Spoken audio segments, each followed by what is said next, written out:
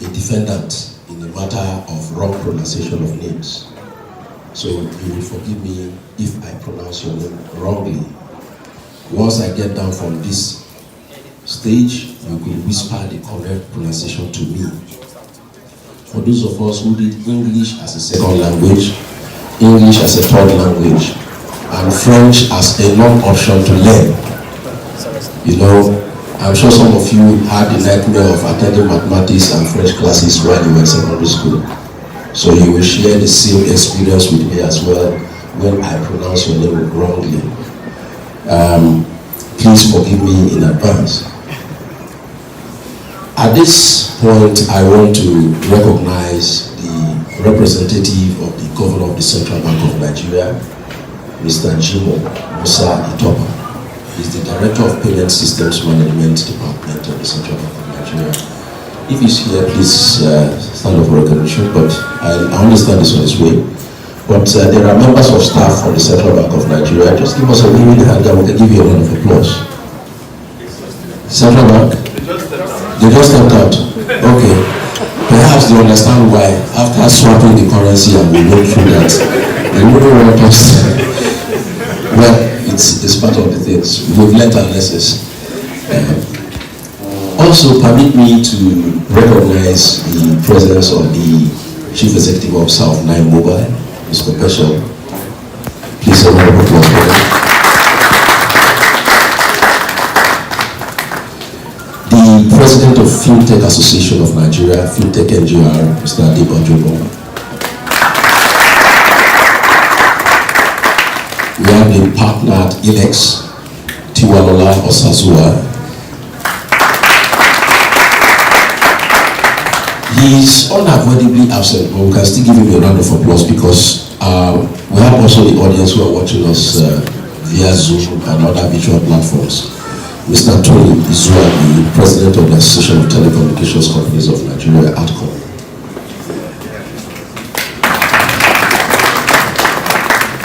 I understand that the MD of eTransact is on his way. When he comes, he would acknowledge his presence.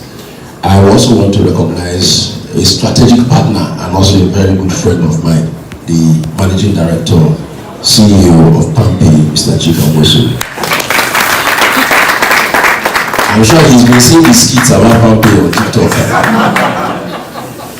In fact, now they tell me the best person not to owe is PAMPay. Well, it's good. Sometimes that's how brands just get a name, you know, before you know. So people now tell you that the fear of PAMPay is the reason why you shouldn't take loans you can't pay. They forget that PAMPay has other options. By the time he comes here, he will tell us the opportunities that exist with PAMPay. Gia Labra is not here when he comes. We will also recognize him. Chukuma Ojam is not here. Chukwuemeka. Ojam? Dr. Ojam? He's here. You know, and this man have a long history, and we have not seen since we left the University of Nigeria, and that's about 20 years ago. So Dr. Chukwuemeka Ojam is an ICT security expert, and he will be one of our panelists today. Please, a round of applause for Dr. Ojam. Is Mr. Onyawako here? Edward Onyawako, Chief Risk Officer of this project. Okay.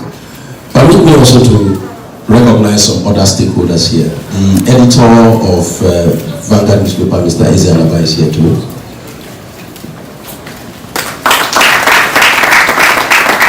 We also have the representative of the Newspapers Proprietors Association of Nigeria is also here. Is he? He stepped out? Okay.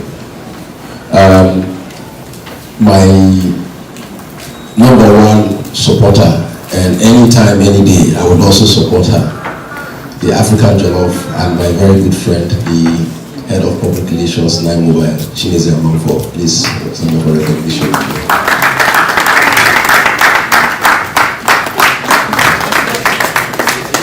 For the fact that I have not called your name, there are only 2 reasons. I'm avoiding to bite my tongue trying to attempt calling your name, or for a fact that the name was not properly written and the list is long and my glasses can't capture it. But I recognize everybody here. So let us all give ourselves a round of applause. Thank you very much.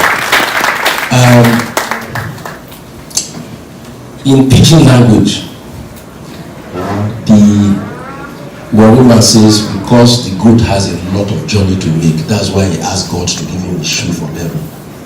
So goat get plenty worker, and I make a carry shoe for leg, they come. So the goat was always born with a doof. So this journey is a long one, so we've come here ready and prepared. So let me not waste anybody's time. I would like to call on the founder of the Economic Forum Series, Mr. Jude, to give us his opening remarks, and afterwards we would also beckon on the editor to give us the welcome address.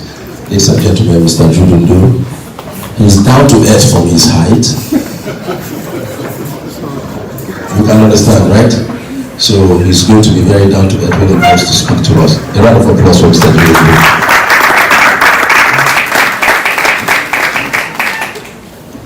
Please forgive me, Dr. Siawe. You know, I've been thinking of how to pronounce the name. I said this thing dash that number. Please, Dr. Siawe is here. A round of applause for Dr. Siawe, please. Thank you very much. I was happy when you came in. Thank you very much. And we will do more introductions as we come to the panel. Thank you very much.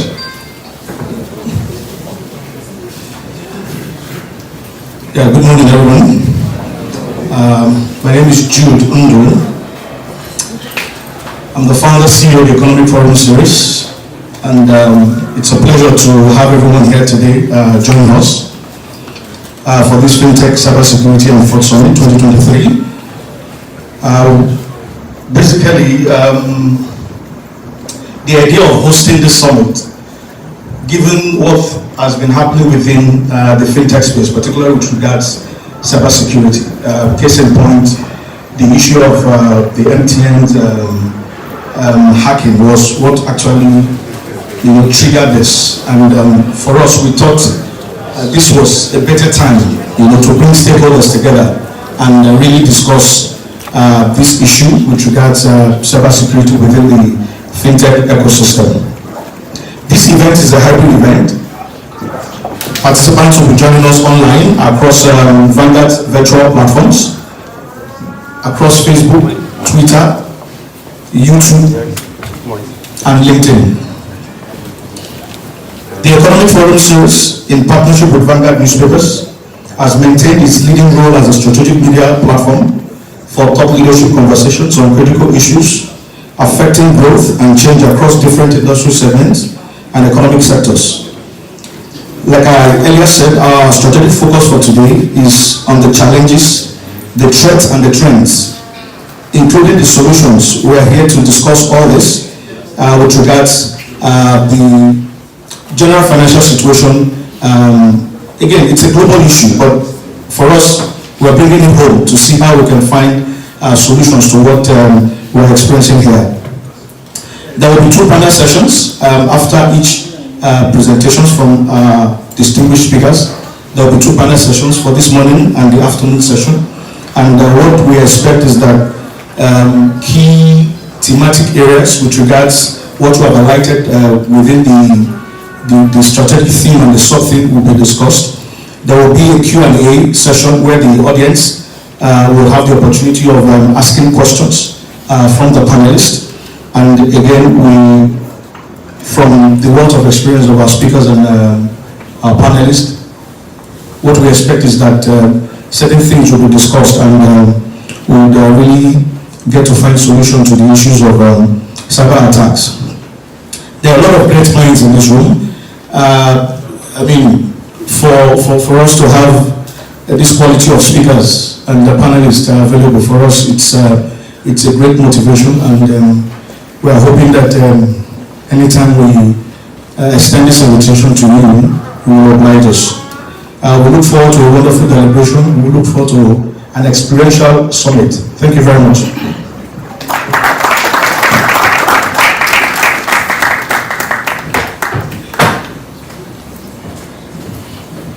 Thank you, Mr. Judondo. He's done more of my job this time around. I hope it will not affect my invoice.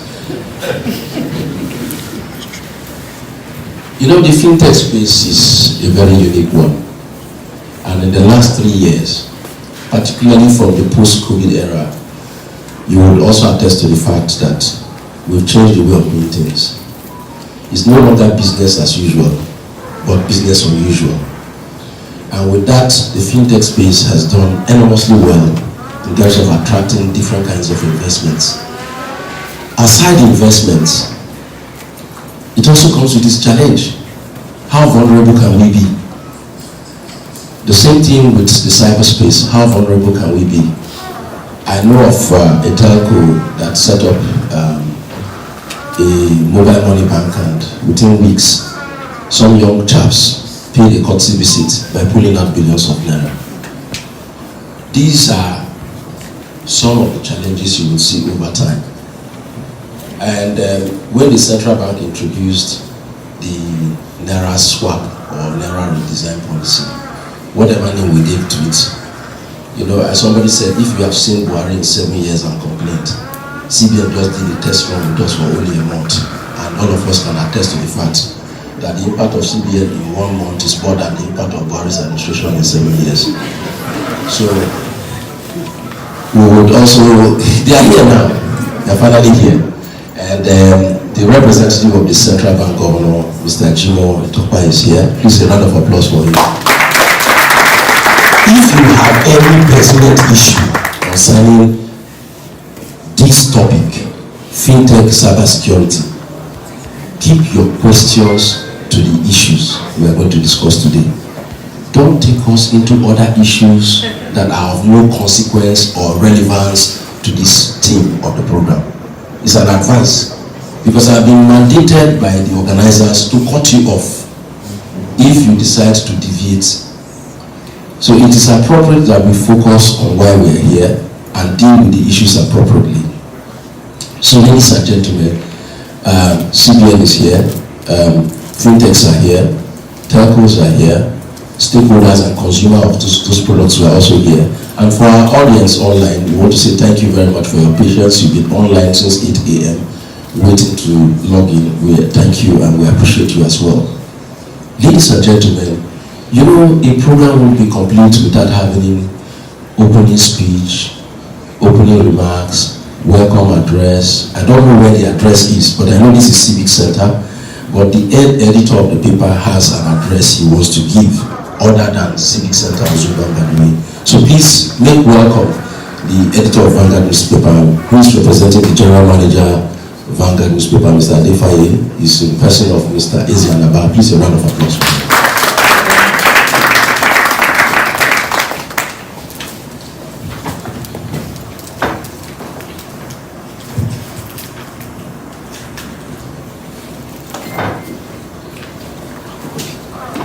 Distinguished speakers, panelists, ladies and gentlemen, good morning. On behalf of the board and management of Vanguard newspapers, under the leadership of our founder and publisher, Mr. Sam Amoka, I welcome you all to our maiden FinTech, CyberSecurity and Fraud Summit. We are indeed pleased with the ongoing high-level strategic partnership with the Economic Forum Series in the area of concept development, synthesis, design, and implementation of high-profile thematic events. As a media organization, this is our way of contributing to the high growth prospect of the fintech sector through key audience engagement by bringing together critical stakeholders to discuss solutions to the thematic issues of current challenges and other germane issues in our emerging digital economy. The primary objective of the conference discussions, among other things, will be to address the critical issues of cyber attacks, data protection, and financial fraud. I'm sure that with the presentation and panel dialogues of our distinguished speakers and panelists, the aim of this summit will be realized at the end of today. Once again, you are welcome, and I wish you fruitful deliberation. Thank you.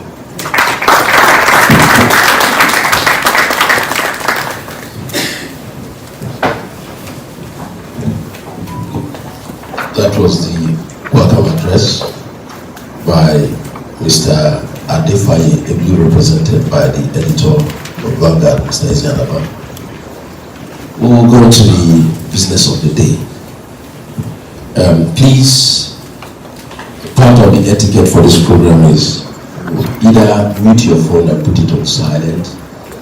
If you have a Chinese phone like mine, that even on silent, the vibration can shake the table, switch it off. There's no emergency that is greater than paying attention right now. Because if your money gets missing, I'm sure you understand what it means. So please just put your phone, mute your phone, just put it on silent mode. It's better that way. If you need to take a call, you don't have to start bending your head under the table to take the call. Just go outside, take the call, you come inside. You'll be distracting other persons when you try to take the call by covering your mouth and all that. You'll be creating some side attentions. When we get to the questions and answer sessions, if you are not recognized to ask questions, do not force yourself in. You will be recognized. We have the time for you. Between now and 2:30, I'm sure we'll be able to do justice to this topic. I would, at this moment, talk briefly about our regulator, our umpire in the financial services sector, and we can say for a fact we can't do without them. It's remained so, and they've been issuing out different guidelines every year and out.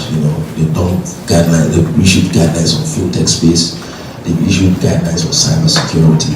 Now we're looking at FinTech CyberSecurity, we're looking at fraud. And some of us, I'm sure when you get a call, somebody tells you he's calling you from XYZ Bank, that he has just sent you a code, you should give the code to him. You had that experience, some of us have. Some of us get some very funny, fishy emails. These are some of the little but many challenges that we face every day. So as a regulator, Mr. Emefele, ably represented by Mr. Jimo Musa Itoba, will come here and speak to this topic, and he will do justice to it. And please pay attention so that when you have questions, when we get to the panel session, they will take your concerns into consideration and give you appropriate answers. You only get this kind of opportunities in forums like this. I know if you want to get into the CBN, you may actually need something like my grandmother's certificates, next of kin and others to even pass through their gates. But today they are here free of charge. So please take that opportunity to deal with salient issues that bother on the topic and ask your questions appropriately when you get to that session. So please permit me, ladies and gentlemen, to welcome Mr. Jimo Musa Itoba, our Director of Payment Systems Management at the Central Bank.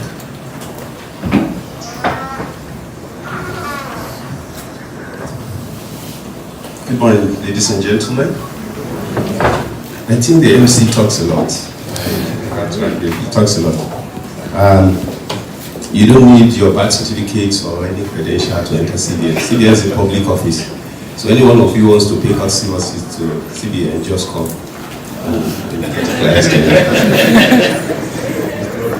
And secondly, there is no restriction to any question you can ask. Just like I said, CBN is a public institution. It all belongs to us. So if you have any question that you need to ask, please ask. But don't ask me any question on currency.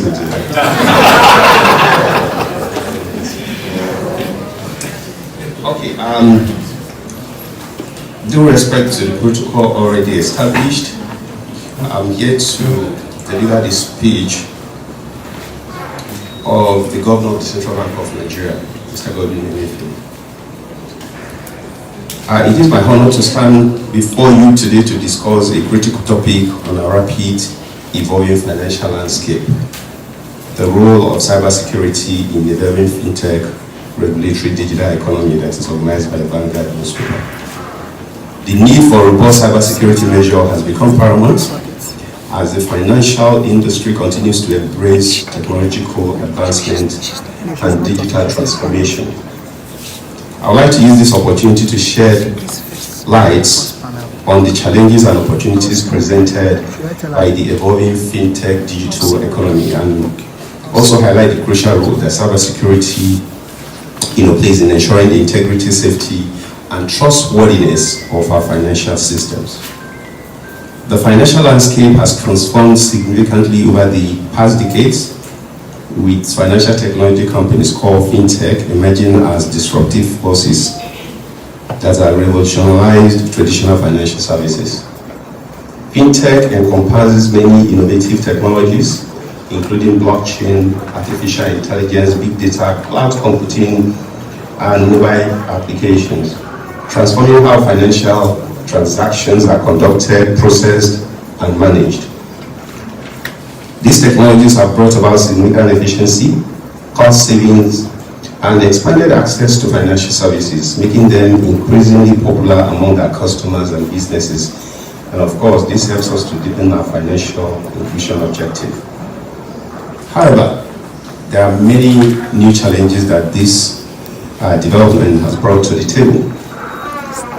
The increasing reliance on digital technology and interconnected systems has exposed financial institutions and consumers to new and evolving cyber threats. If you are here and you have never been defrauded, you better thank your God, because this thing happens almost on a daily basis. We receive text messages, we receive emails, purported to have been sent by our banks, asking us to provide certain account details or our personal credentials, or to even click on those links so that it will take us to an information portal where you have to provide your banking credentials. And these are all the activities of the cyber criminals. So cyber criminals continuously develop new and advanced techniques to breach financial systems. Let me remind that there was an event of this nature that we had where we were also discussing cyber security, and we were asked to do a check. I don't know if that check has been conducted here or if it is necessary. I don't know who screened everybody into this hall. How can you confirm to us that they are not here? Is there anybody that can confirm that they are not here? And I'm sure you understand what I mean by they are not here. Because as we discuss this, they also gain, they understand what the strategy is, and they actually use that to launch the attack. So that's the kind of world that we are in. So cyber attack on financial institutions have severe consequences. And just like someone mentioned just now, a particular payment service bank was attacked just a few months of going live. Amid these changing landscapes, regulators and policymakers are grappling with the need to balance innovation and regulation to ensure the stability, integrity, and the security of the financial system.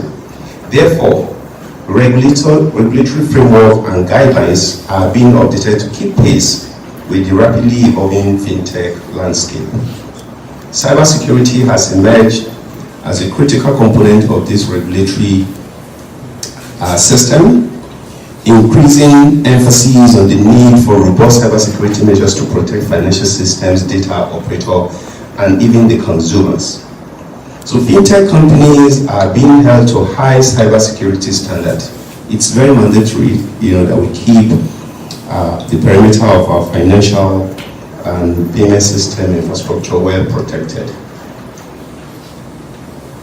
The role of cybersecurity in the fintech digital economy is multifaceted and encompasses various dimensions. So let's look at some of the critical aspects that highlight cybersecurity's criticality in ensuring our financial system stability and security. Number one, protecting consumer data. This is very important.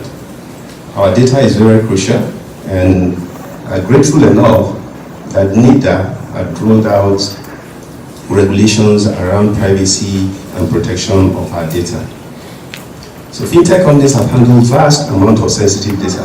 Today, your bank details and even your personal details are not just only held by the banks, they are also being shared by third parties called fintechs.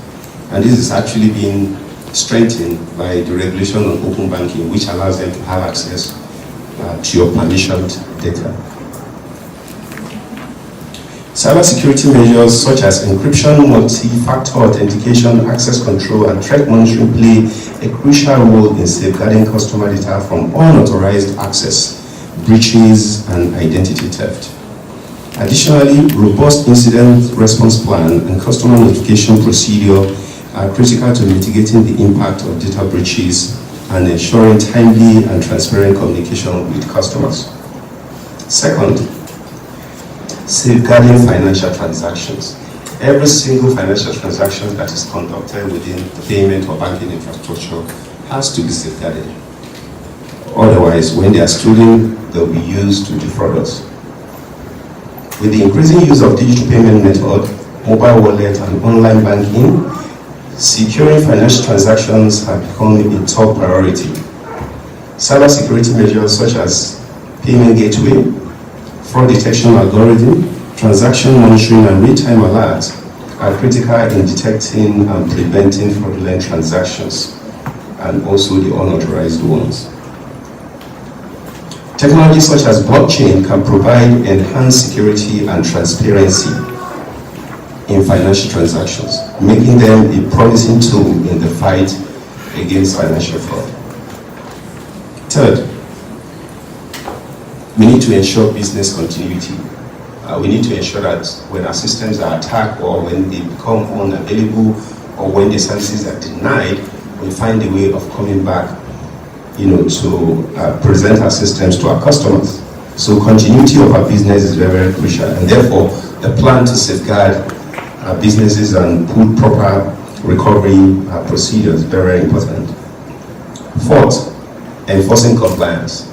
Most times when the regulator asks you to do certain things, to comply with certain standards and regulation, it's usually seen as the regulator being very hard on the operators or the customers.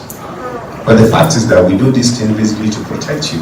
We see what you don't see, we hear what you don't hear. We are sitting at the center and we connect to all the participants, including other clients where certain things happen. So we're sitting on ample information that gives us the power and the breadth, to see what is happening within the ecosystem. So every time a regulator comes and, asks you to comply with certain regulation, don't see it as a directive that puts back innovative ideas or that stunts growth. It is basically to make, things happen. And, there was this analogy of the vehicle and the brake system, that without the brake system, you will never speed. If your mechanic tells you that your brake is bad, you drive slowly though, right? Yeah. The only reason you speed 120 or 150 kilometers per hour is because you know you have a brake system. So the brake is actually to make you run faster. We need to also promote capacity building and awareness. And one of the ways by which we see customers being defrauded is because they are not aware, they are not educated, they are not financially literate. And so sometimes they don't even understand some of the technologies that we are selling to them. So it's very important that we educate them, that we let them know what it means by two-factor authentication. We let them know what it means to protect PIN. We let them know why they can't give their cards and their PIN, to their worlds, their relatives to go and do transaction. All this is very, very important. And this is what I think we should bring to discussion today here in sensitizing the public. We also need to encourage innovation. Encouraging innovation is very, very important because it brings about new ideas that can help us not only deepen financial inclusion, but also provide the kind of protections that we need around our systems. And so I would imagine that some ideas will spring up here today to discuss how we can protect ourselves against the cyber criminals. So innovation is well encouraged, and we have actually taken a lot of steps in the CBN to make sure that we promote innovation. And I'll mention a few of those steps that we've taken. So we've established the regulatory framework basically to create good market conduct. Because not only do we protect ourselves against cyber criminals, even the operators, we need to establish very good market conduct. We need to ensure that we are not unfairly treated. We hear of situations where transactions are done, and then you go to your bank to lay a claim or a complaint, you do a chargeback, and then you are not fairly treated, either because you don't get restitutions within the timelines stipulated by the CBN, or the customer service desk is very rude to you. We've had such complaints. And so all the regulation basically is to make the operators also behave very well and respect their customers. And so the Consumer Protection Department in Central Bank is fully set up to deal with customer-related issues that would make customers to be unfairly treated. We have several regulations around switching, processing, payment terminal deployment, super agent, and a host of all. Basically to categorize the areas of operation, even while we enforce interoperability. Everyone will operate within his own area, but we encourage that the entire system is interconnected, because this is the only way you can make transactions go across the whole financial system. And so that's that. I want to go into specific regulations that we have rolled out in CBN, targeted at protecting us from cyber criminals. We have the risk-based cybersecurity framework, which we have shared with the industry, basically to direct them on some of the things they should look out for, some of the processes that they need to put in place, and some of the knowledge that they also need to institutionalize. Because it's very important that we understand what the criminals do. It takes a thief to catch a thief. In fact, it takes a better thief to catch a thief. So you need to be above bar. You need to understand what they do, their patterns and all that. And so some of these regulations basically is to align you with those standards and to make sure that you are conscious of what you are sitting on and how to safeguard them. And so we'll be in those regulations. You see sections talking about minimum requirements. You need to have this kind of standard encryption mechanisms. You need to have a two-factor authentication. You need to ensure that you have a business continuity. You also need to have certain number of critical staff in your institutions, because knowledge is also very key. In this era of the Japa syndrome, if you don't have key staff to man your financial technology, your technology assets and all that, you just be joking. Because the cyber criminals, like I said, they understand what is in there and they need somebody who is stronger than them to basically protect what they're coming to steal. And I talked about data privacy and protection. The NITA regulation I'll just make reference to that. And this is basically about protecting the data, the customer data in the bank. We used to have a time where everything about your information is held by the bank. Today, it's no longer so. You have the FinTechs who don't hold your fund, but they hold your information. And so how much of your information do they have? How much of your information have they gathered? And where are they being used? This is where the data privacy protection actually comes into be. So you have a regulation that takes care of that to ensure that you are adequately protected in terms of your information that is being shared with the bank. Incident reporting and response. We, at the Central Bank, we're always very interested in what is happening. And we sometimes let you know that, look, reporting yourself to Central Bank doesn't necessarily mean that you are inviting the wrath of the Central Bank. No. It's about letting us have an understanding of what is happening in the ecosystem. Because if you are hit and you let the Central Bank know, what we do is to process that information and share with the entire industry so that other people that have not been hit can then take adequate steps in ensuring that they're not hit with the same pattern of attack. This is what we do, and consequent to that, we set up a forum called the Nigerian Electronic Fraud Forum. It was set up in 2012. The objective basically was to provide a forum where all the financial operators, all the payment service providers can come together and deliberate on what is happening within the financial system, identify the kind of threats around us, understand what the global trend is, and ensure that we share information, adequate information to protect all of us from being hit. We also directed the operation of the Security Operating Center, the SOC, and basically the basic objective is to protect the institution, is to have a center where you can have a coordinated approach to protecting your infrastructure, to protecting your customers, and to safeguarding the entire institutional assets.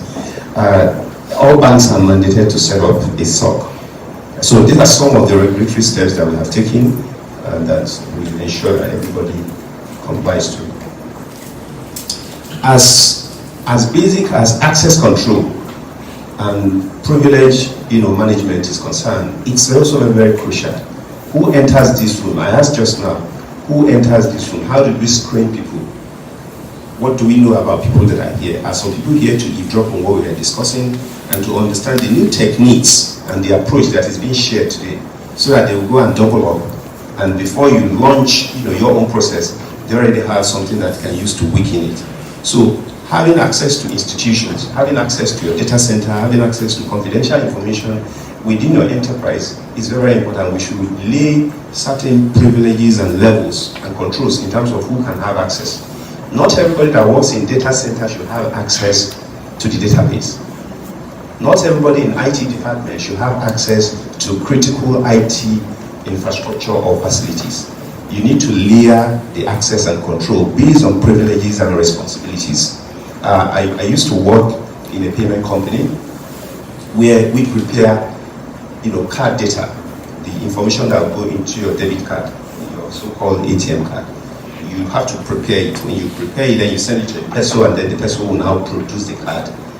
And the question is, if I'm the one preparing those data, it means I actually have access to every information about the card. So what makes me duplicating the card, or even make me sell the information to someone outside of this country, in order that as soon as you're giving your card, I take over it? So this is about human being. So what value do you place on such human being?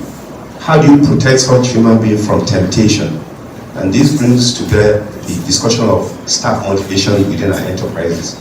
How are the staff and the people managing your critical information, how are they motivated? Do you treat them like every other staff? We all need to look into this. I talked about business continuity plan. If your system is hacked and brought down, if there's a ransomware and your entire database is taken over, what do? Do you shut down and begin to negotiate?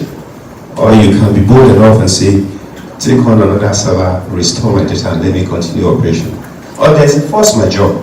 So there's fraud. This is a fraud area. Someone said that the entire island is below the sea level. So what if there is a fraud? If there's a flood?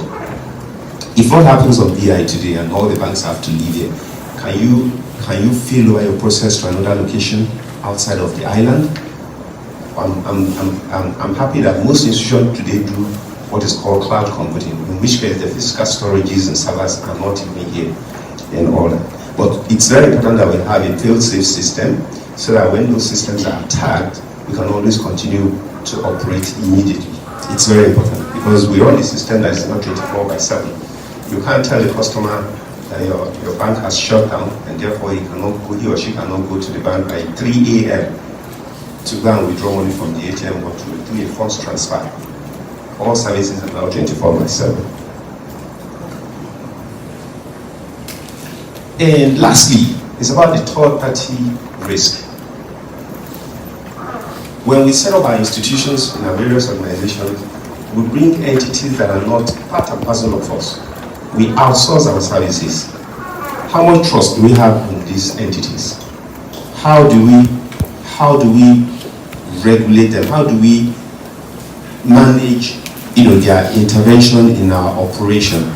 Remember that these entities are not part of the organization, but they have access. And you will not imagine the enormous power that the cleaner has. The cleaner comes into your office. In fact, he actually resumes before you. He cleans your office. He can take his camera and snap certain information in your office. You leave a memo on your table with certain information, and all he needs to do is to just snap and go away. Today, stealing has been redefined. It is no longer a dispossession of your material thing. It is now actually a copying of it. Someone can steal your information or steal your property without taking the property, physical property. He just needs to make a copy. So the people that work with us, the people that we outsource our services to, which we call casual staff, how much protections do we have around them? What processes guide the way they interact with us, and what kind of liability arrangement or shields do we have arranged with the providers of those services? In banks today, majority of the people who operate at the counter or the tellers are outsourced individuals. They are not part of parcel of the bank. So how much information are they sitting on? They face the public, they face your customer, and yet they don't have that sense of belonging. So if you also have a technology partner or a business partner that provides services to your institution, a bank, for example, you have a technology partner that provides technology services. It comes in, services maintains your database, shut down your storages, your routers, and all of that. How much control do you have on them? Do you know what they have access to? What if they plant Trojan horses in some of your application? Yeah, your banking application is developed by individuals. They control it, they know the source codes. They can actually put Trojan horses so that for every time a transaction happens, they make a copy and they send someone. So all those kind of third-party risks we need to adequately take care of ourselves, and if possibly take insurance. Insurance is after that, but the most important thing is to put processes that will that will deter them from creating so much risk to the institution. So in conclusion, the central bank is pivotal in advancing the evolving fintech landscape by promoting cybersecurity best practices. The CBN regulatory framework, enforcement action, information sharing, capacity building, and innovation support contribute to ensuring and building a secure and trustworthy fintech ecosystem. By ensuring robust cybersecurity measures, the CBN safeguards the integrity, stability, and the security of the digital economy, which is essential for the sustainable growth of the fintech industry in Nigeria. Thank you very much for listening.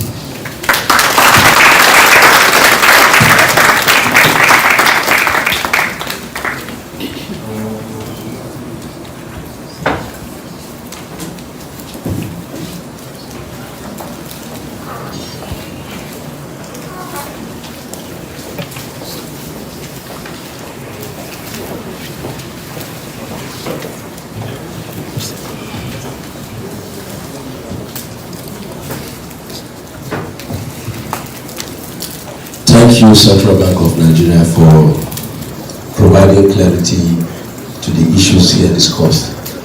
And I'm also grateful for also lifting the embargo on no questions except currency operations to be asked. Well, I'm sure you all have a lot of questions in your mind to ask him, so he's available. He said I don't require any visa to come to the Central Bank of Nigeria. I will do a test run today and see if it will work. This campaign politics is a public institution. The police station is also a public institution.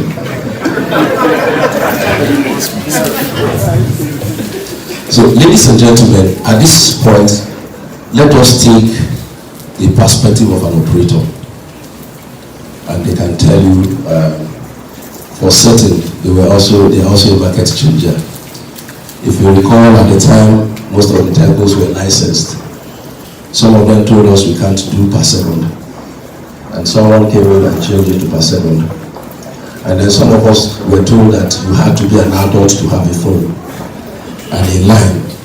And they came in and they said anybody can have a line. They started as a Etisalat and today they are Nine Mobile. Ladies and gentlemen, at this point, please do welcome the MD CEO of Nine Mobile, Mr. Peschel.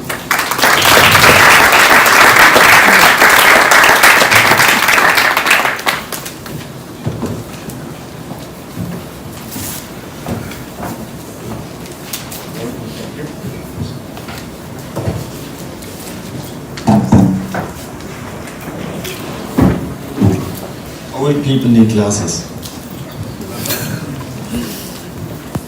The governor of the CBN, represented by the Director of Payment Systems Management, the distinguished member of the panels, and all members of the summit, ladies and gentlemen, thank you for having me here today, and good morning. It gives me a great pleasure to be here today and to talk about a vital area of interest that affects us all, around the role of cybersecurity in the fintech regulatory digital economy. So let me start by calling out that banking is the main facilitator of any country's development. The banking system indeed functions as the heart and the lifeblood of any functioning economy. A banking system is the key to economic growth and development. It is essential to unlocking wealth, creating opportunities, providing jobs, facilitating economy. So banking is in the heart of all of our matters. Banks are crucial to the modern economy, helping keep the economy running smoothly and a primary supply of credit. Now, trust is the highest value in banking. Trust is the nuts and bolts of the financial services and all of the banking sector. Trust has always mattered in banking, but it has been becoming a particularly thorny issue since the 2008 financial crisis, as it became clear that banking practices did not always serve customers' best interest. We have seen several examples of how the trust was breached globally and locally. During the global financial crisis, the burst of the stock market bubble, fueled by margin lending and a dramatic decline in the price of crude oil, resulted in a high level of non-performing loans and undercapitalized institutions, also in the Nigerian banking sector. And as a result, you would recall, the government established the Asset Management Corporation to purchase non-performing loans and inject capital into illiquid and insolvent banks. So trust in itself is the highest value that we need to protect and secure within the entire banking industry. Now, the new world of banking is FinTech, the new global norm that has compelled all businesses, including commerce and banking, to go online, has opened a vista of opportunities for FinTech companies around that nowadays develop apps that connect businesses to the internet. FinTechs have changed the narrative in the financial sector by digitally transforming all banking transactions to a level where bank customers no longer need to stay in long queues to access financial transactions. With the multiple apps developed for financial transactions by FinTech players, customers can now transact seamlessly from their mobile devices through downloaded apps that support such transactions. Developing payment apps has become a lucrative business for FinTech players, since they offer services to small, medium enterprise companies, including individuals who are bank customers. Now, FinTech, cybersecurity and trust, how does this together? Since FinTech companies handle the same types of financial data as banks, they are an attractive target for cyber attacks. This sensitive data includes account information, account balances, information about cash flows, budgets, and contact information. There is enormous cost to those breaches. For traditional banks, the cost of breach include both direct costs and indirect costs such as reputational damages and fines. A single breach could also drive thousands of customers away. Since FinTech companies deal with the same type of data as banks, a breach can have a similar negative impact. Loss of customer trust, reputational damage might be the more costly aspects of a breach, especially for FinTech startups or companies experiencing hypergrowth. Violations might also have legal consequences in the form of fines and lawsuits. Because of the sheer number of people that use financial technologies nowadays, the number of people at risk of data breaches of sensitive information is further increasing. FinTechs are equally exposed to breaches. Compromise of trust will on the one hand impact a specific company exposed, but much more, the evolving and still developing FinTech ecosystem capable of becoming an increasing driver of our country's development, particularly for the unbanked societies, is at risk. Now, what are the threats in FinTech? These breaches are commonly summarized as cybercrime and come in various flavors, The main threats in cybersecurity are the following.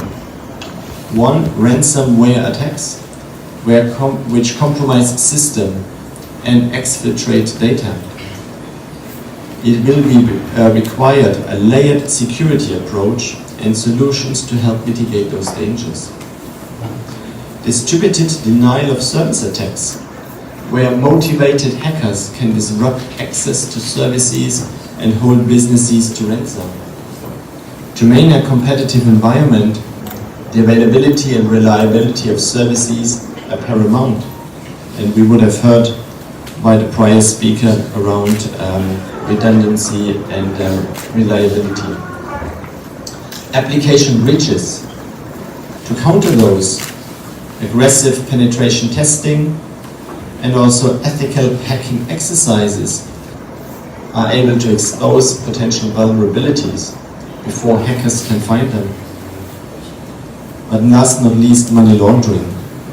FinTechs, particularly those heavily involved with handling cryptocurrencies, are clear targets for money laundering. FinTechs face the challenge of monitoring these often anonymous transactions. Sophisticated audit and transparency with business partners can help identify and prevent money laundering for criminal and terrorist enterprises. Now, what is the role of the CBN cybersecurity framework in this regard? When the CBN introduced the cybersecurity framework is to respond to the rising threats in FinTech.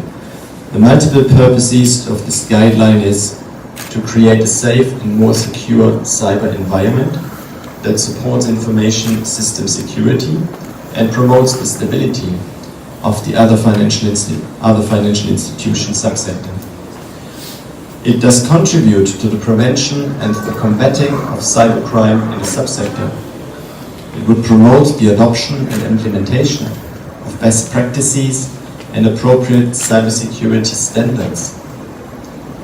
It does promote and maintain public trust and confidence in the other financial institution subsector, and promote a cybersecurity culture and awareness through continuous capacity building and skills development. The FinTechs must integrate the guideline into their business goals and objectives to combat increasing cyber threats. Additionally, the guideline serves as a benchmark for overall risk management processes. Now, the different elements are one, on cybersecurity governance and oversight. It sets the agenda and boundaries for cybersecurity management and controls through defining, directing and supporting the security efforts of the other financial institutions. It holds the board of directors, the senior management and the chief information security officers accountable for implementing the cybersecurity framework, and each has respective obligations under the framework.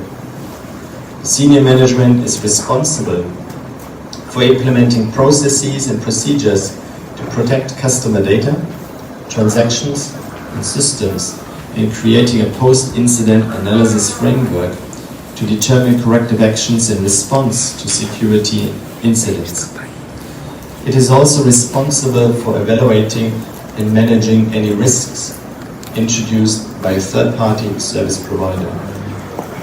The Chief Information Security Officers maintain an updated record of users, devices, applications and their relationships, including software and hardware asset inventory, network utilization and performance data. They are also responsible for ensuring regular cyber risk assessments and frequent data backups of critical IT systems to a separate storage location. Within the cybersecurity risk management systems, the other financial institutions must incorporate cyber risk management by addressing threats, mitigating exposure and reducing vulnerability across their institution to reduce the incidence of significant adverse impact. The risk management system must cover risk assessment, measurement, mitigation, monitoring, and reporting. The cyber threat intelligence where fintechs must be aware of all emerging threats, cyber attacks and attack vectors to make timely informed decisions regarding cybersecurity, and must establish a cyber threat intelligence program to proactively identify, detect and mitigate potential cyber threats and risks. Metrics, monitoring and reporting. They must introduce metrics and monitoring processes to ensure compliance, provide feedback of the effectiveness of controls, and provide the basis for appropriate management decisions. Additionally, compliance with statutory and regulatory requirement, such as the Nigerian Cybercrime Act, is essential to avoid legal, statutory and regulatory obligations breaches. There is a need for a robust regulatory framework. We have witnessed a sweeping transformation in the financial sector, buoyed in no small part by technology. As we hail this win, we must also pay attention to the framework that will allow us to thrive and support the development of a more digitized and robust financial system, and pave the way for innovation and a more integrated digital banking system. There is a need to strengthen the mechanisms to mitigate the risks of cyber attacks, consumer data breaches, fraud and money laundering. It is now imperative more than ever before for stakeholders to work together, governments, regulators, banks and banking customers to take the lead by forging new models for combating financial crimes without compromising industry standards. It is also important to note that there is no one-size-fits-all solution and approach to developing a regulatory framework, as innovation and change proceed very rapidly. However, benchmarking against international cybersecurity regulatory standards, such as the FinTech task force established by the European Union, reshapes its ability to swiftly respond to financial technology developments.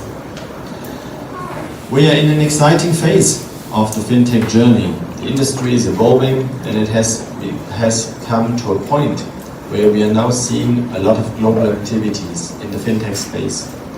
Most importantly, investments in emerging markets. Google and Apple consider Africa a critical market and even incubating centers for FinTech here.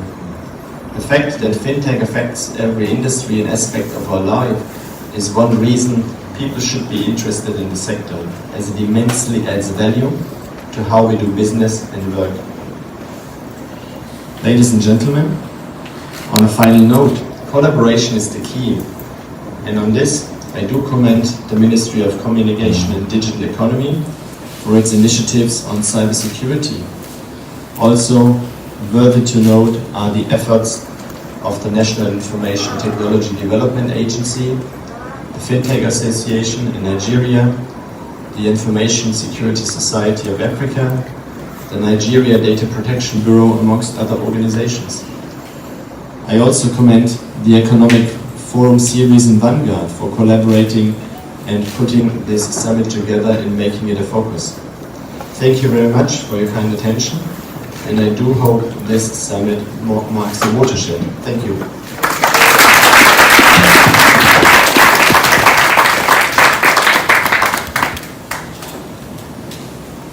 Please, another round of applause for the CEO, Mr. Keshe. Thank you. I think we've been reoccurring same area of protection of data protection, save yourself. I think the first rule of engagement is first protect yourself.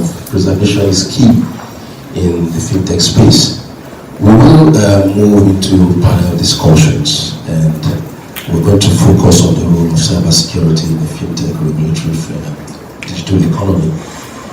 And I would invite the MD CEO once again to please join me here.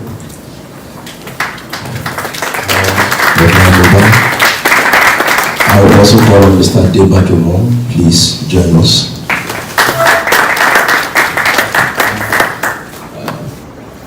Tiwalola Sanzua, partner at the next, please join us. Please do take your seat, sir. I would also call on Mr. Tony Izwabe.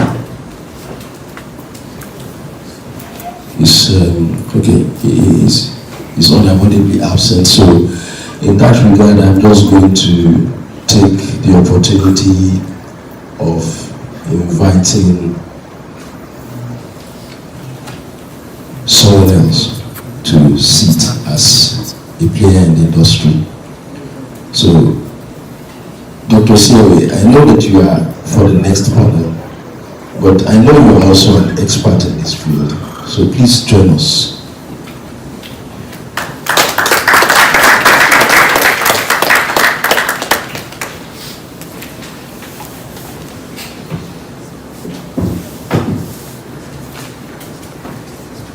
As I said, that I've been asked to moderate this program. I'm a doctor, academic doctor at daytime, a native doctor at night, a chief priest in the evening, and a moderator for today. So I will be starting with throwing this question, the free-for-all question, concerns about FinTech, with the emergence of the blockchain technology and as well as crypto. Now, do we see any future for fintechs in Nigeria now that most of them in the global space are winding down as a result of either overfunding or issues regarding to fraudulent challenges? Some of us can recall the Silicon Valley experience, right? Silicon Valley Bank. And then we can also look at how the Bitcoin companies are all, crypto companies are folding up. So let's look at these issues. A lot of young Nigerians have invested in moving into the crypto environment. What do you think about it? So the phenomenon that we see, that we have a flourishing and growing amount of fintech players in the market, and also an almost unshearable amount of numerous cryptocurrencies, hundreds of them, etc.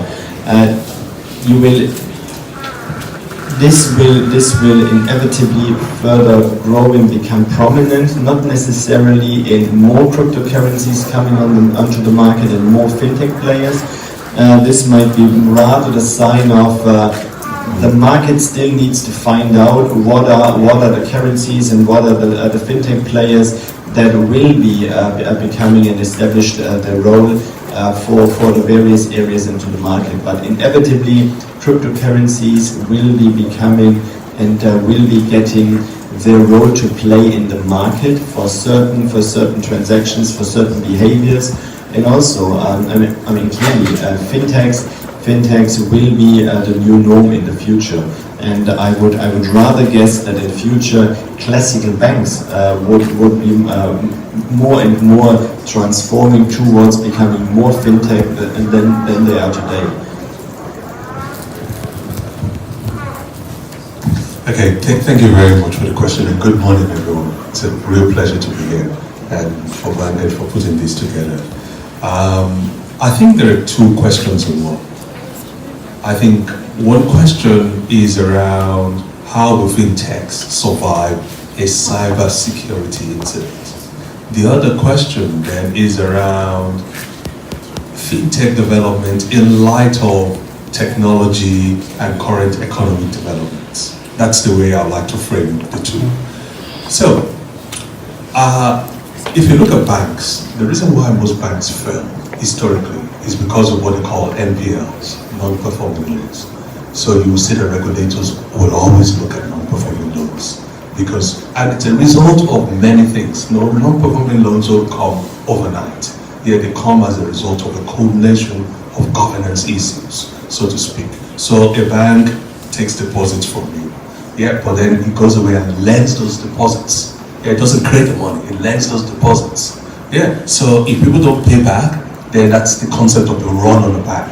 The run on the bank is that everybody then wants to get their money. So we'll come back to that in the second question. So, if NPLs was the real fright of regulators before, what is the real fright today?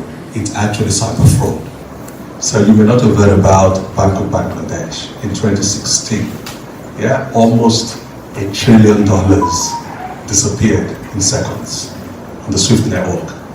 Yeah, they got most of it back, but it was still short by $81 million. So that's the size of what we're talking about. Yeah, cyber fraud happens in seconds. In the physical world, if you're going to steal, yeah, you have to plan very well, huh? You know, get a team together, get guns, you need to live at stake. People just sit somewhere, bang, it's gone. So for fintechs, you have to take the cyber issue extremely seriously, because if banks can disappear overnight, yeah, and they share all the funds lost, just imagine how the smaller players are.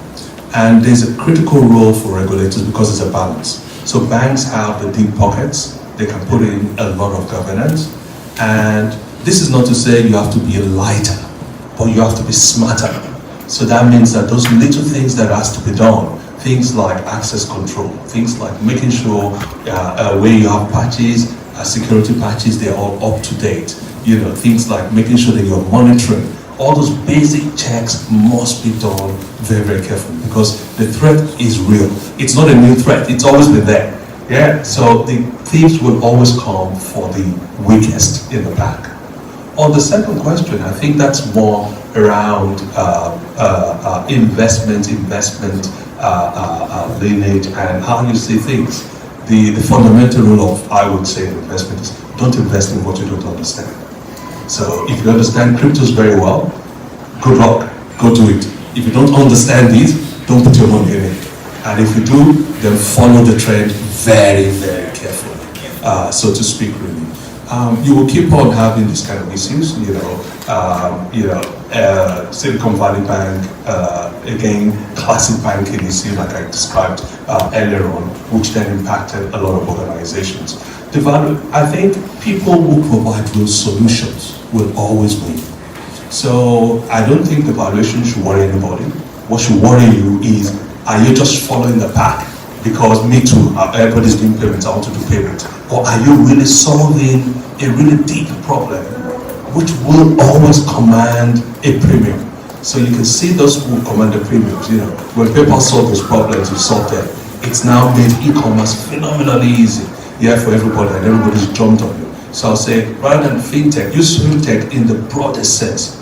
Maybe not payments, there's insurtech, there's security tech. We're talking cybersecurity here. Nigeria has a reputation for 419. Why don't we turn that around? And actually be the center for solving fraud in the world. Thank you. Okay, the last question of the two things we will look at the issue of regulation, right? And the impact of regulation. Is it actually stifling the system, or it's actually making the system work effectively? And are we over-regulated? Because the fintech space, the question is, are we over-regulated? And if so, what's the impact? Are we feeling anything about it? Because you see, there are a lot of fintechs operating outside regulatory space simply because of the regulatory framework that isolates them in terms of the minimum requirements, maybe in terms of capital to be licensed. So, what do you look at it from a legal perspective? Okay, great. Thank you. Good morning, all, and pleasure to be here. I'm going to take the second question first. Are we overregulated? I think the answer to that will differ depending on who you're speaking to. So for me as a lawyer, I'm happy with many regulations because it means that more clients need me. For the operator, they would probably say yes, that we have to deal with so much serious compliance issues. There's so many steps that need to be taken. We need to be nimble. We want to launch a new product, and then we just have to jump over so many hoops. And that can be quite problematic for like fintechs or like startups, right, who need to get to market very quickly. For the regulator needs to preserve the system and ensure that there's confidence in the system, there's trust, like Jürgen mentioned earlier, and that the system is stable, essentially, right? So, which is why it depends on, how you look at it. But I think that to come to your first question, regulation is important, and I think that my view is if you were to poll like the average operator, I think there will rather a situation where there's regulation and when there's not, and so they don't know when the regulator is going to come after them.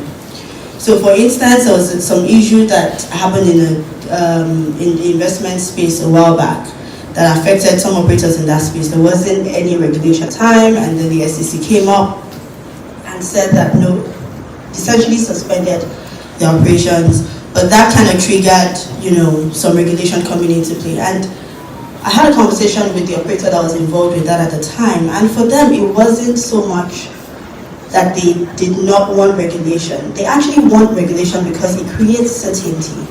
It gives you some minimum kind of like rules to play with, and so in the absence of regulation, it can be problematic. It can be the wild, wild west, or the operators can be, a little uncertain.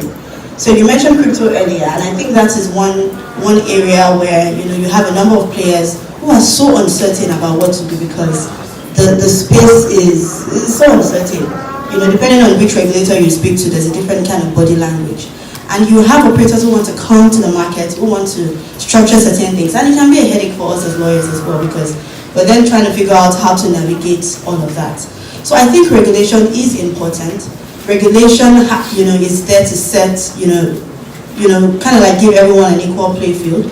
And so we know what to do, what to put in place to create trust in the system. I think what needs to happen is that the regulator and the operators need to work well together and collaborate more. For a regulator, it shouldn't be as simple as, well, you shall not do 10 commandments, essentially, and if you default, we sanction you. It should go beyond that. The regulator should partner with operators in helping them to comply with regulation. And if we have that, then we have a more, sort of robust system. So yeah, I think it's essentially a tricky balance that we have to continually walk, and partnership collaboration is very, very key. Okay, I recall Mr. Topaz said something, that the brake system in the car encourages you to speed. The reason is that you are certain that when you match the brake, you can halt. But we've looked at these regulatory frameworks around different agencies, ministry, departments, and agencies of government. And we've always observed that people create regulations in silos without consideration for another regulator. Right now we have NIDA, we have the Data Protection Bureau, we have NCC, we have the CBN, we have NDIC. And each of them have different regulatory framework that are in parts of fintechs. Now, the challenge is, how do we harmonize these regulations in such a way and manner that we don't have this issue of multiple reporting lines and then issues of having to deal with some of them who are actually becoming fraudulent. Someone can hide under NCC and say, okay, fine, my fintech space is for this, and I can operate in this area, so I don't need to go to CBN. And CBN says, you must do this. I recall that the CBN has some regulations of even incorporating such companies. So what do you think about most of these regulations being done in silos without collaboration with other sister agencies? So I think that, that happens across all sectors. It's not peculiar to the payment space or fintech space. You have it across, even when you're talking about competition issues, consumer protection issues, we find that there's duplication. And with duplication comes increased cost of compliance for operators, which is not fair, and then a certain lack of clarity, for instance. So it occurs across sectors, and really our system needs to deal with that. There needs to be more harmonization. Who is the focal point for this sort of issue? Because we have to deal with several regulators, there's a higher chance that you drop the ball on one, or like you said, people get creative and start to hide from one and face another. So if they think that there's a regulator that is more, let's say, not as strict or stringent, then they try to structure whatever they want to do in a way that they tilt towards that regulator. So yes, there needs to be more harmonization. An exercise needs to be done where we look at all the different legislation or regulations or guidelines that deal with similar issues and seeing how they work. But when you do speak to regulators, what they say is that the idea is that you could have a general regulation that deals with, let's say, consumer protection. Let's get that as an example. And just generally across sectors, right? But I, as CBN, deal with the payment sector, so I have a deeper understanding of what happens in that sector as regards consumer protection. So that sometimes is where, you know, they're coming from. And then the other issue is that the expectation, as they say, is that you're supposed to communicate. So the regulators are supposed to communicate with each other and actually work together. But the question is, to what extent is that done? And I feel, and this is my personal opinion, that I think part of the reason why we have some of these issues is partly political than anything else, right? Each person wants to have a piece of the pie, you know, and reserve powers to themselves that could easily be given to another or don't want to share. But the whole point is that we need to take a view as to what is best for the system, what is best for doing business. Because the whole reason why we have regulation and all of those things is to promote business.